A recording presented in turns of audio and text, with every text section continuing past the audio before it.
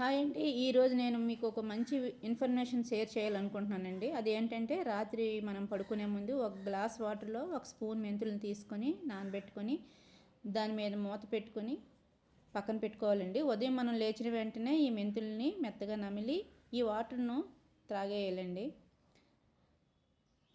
రెగ్యులర్గా ఇది మనం తీసుకోవడం వల్ల మన నెలలా మనకు పీరియడ్స్లో వచ్చే నొప్పిని కంట్రోల్ చేస్తుంది.